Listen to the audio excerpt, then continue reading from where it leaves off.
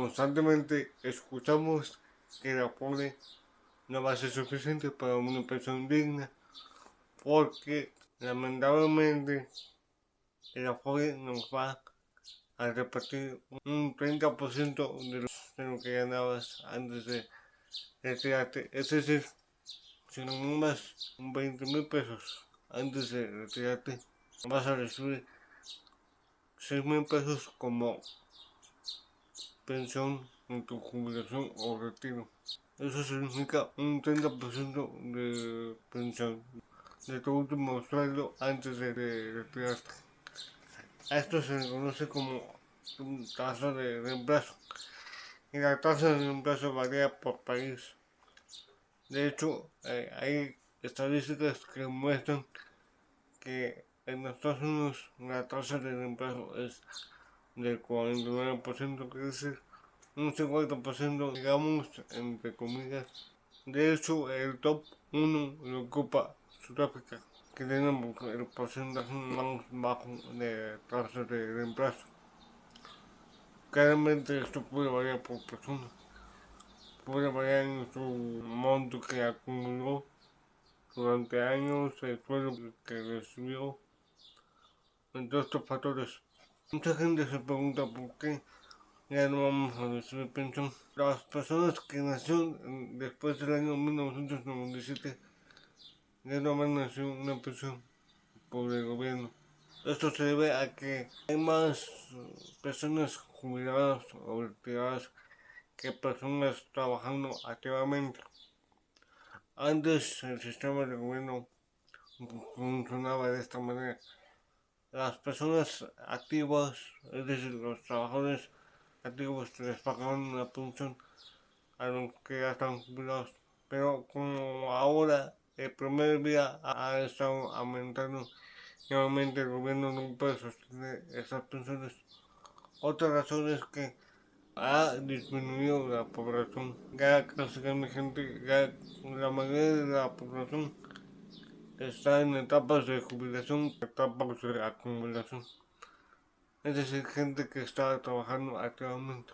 En un video pasado también sobre las peores afores que pagan un rendimiento más bajo de México. Es un video que te lo voy a dejar en la descripción del video si lo quieres ver después de este video. En este video vamos a analizar por qué una afore se debería de invertir distinto según tu edad. Vamos a hacer una pequeña comparación de sueldos, por ejemplo, de una teja que es el VOO. Esto para una comparación con rendimientos más altos. Porque déjame contarte que una Afore invierte en instrumentos muy seguros y normalmente eso quiere decir que recibe rendimientos muy bajos que comparados a un ETF que es el VOO, que ya lo mostraron en el largo plazo, siempre ha tenido plusvalía. La mayoría de las Afores invierten en renta fija como deuda de gobierno. Mi opinión es que una Afore debe invertir por etapas de tu vida. Es decir, una persona joven no puede invertir en los mismos instrumentos que una persona que ya está a punto de retirarse. ¿Por qué? Porque una persona joven puede darse el privilegio o la libertad de invertir en instrumentos de alto riesgo. Alto riesgo me refiero como a renta variable, como acciones, fibras, inversiones en bienes raíces, incluso criptomonedas. ¿Por qué? Es solamente que en la renta variable hay altas y bajas en tu proceso de tu vida. Un ejemplo que te pongo es de que una acción siempre va a tener caídas. Digamos que ocupas una acción. Normalmente esa acción va a tener caídas de corto plazo y largo plazo. Pero como tienes mucho tiempo para retirarte, esa acción te da mucho tiempo para recuperar ese rendimiento que perdió y que te da plusvalía en el largo plazo. En cambio, una persona adulta no tiene suficiente tiempo que una persona joven, porque una persona adulta tiene la necesidad de proteger este patrimonio que acumuló durante muchos años. Eso empezó a generar la necesidad de invertir en instrumentos seguros, solo para mantener el poder adquisitivo de su dinero. Conforme estás más cerca de tu retiro, vas a disminuir el riesgo de tus inversiones y empezar a considerar más a los instrumentos seguros. Aunque este es un pensamiento muy erróneo, porque una Afore no tiene el privilegio de qué invertir. Las inversiones que están en tu Afore ya están predeterminadas, es decir, tú no las eliges. Es por eso que estoy muy modesto con las Afores. Esa es mi perspectiva de inversión en un Afore.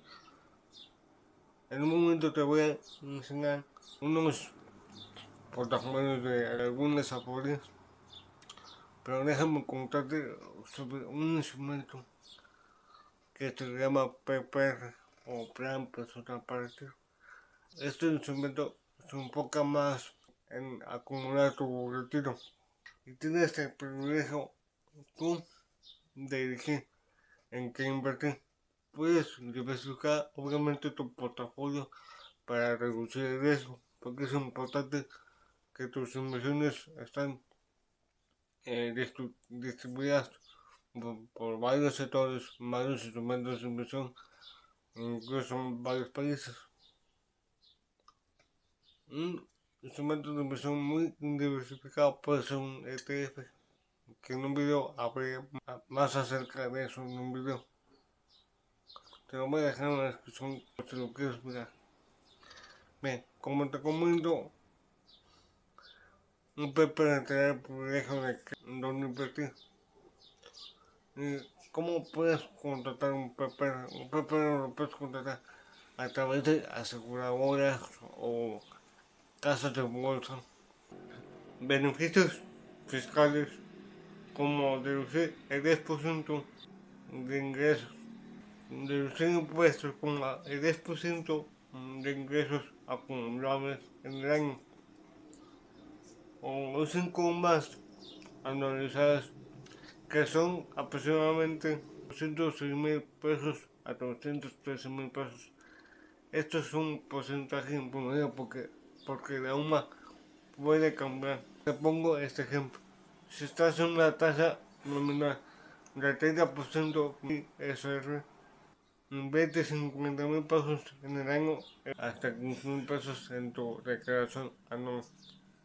Solamente por invertir en un PPR, que un PPR te ayuda mucho porque puedes conseguir una pensión. Tienes doble ventaja al invertir en un PPR porque vas a reducir impuestos y vas a invertir para tu retiro. Ahora puedes construir tu segunda pensión tú mismo con instrumentos de inversión, ya que al invertir en instrumentos de inversión puedes ganar a la inflación. Actualmente la inflación en agosto de 2026 es de 3,8% anual, aunque la inflación se acumula año con año. El INEGI publicó una calculadora en donde puedes calcular la inflación año con año. Aquí calculé yo la inflación de 1993 a 2026 y es una inflación acumulada de 1,018%. Esto quiere decir que el peso ha perdido su valor 91%. Cuidado porque si lo dejas ahorrado en una cuenta de banco, ese dinero no va a generar ni siquiera un 1% de rendimiento.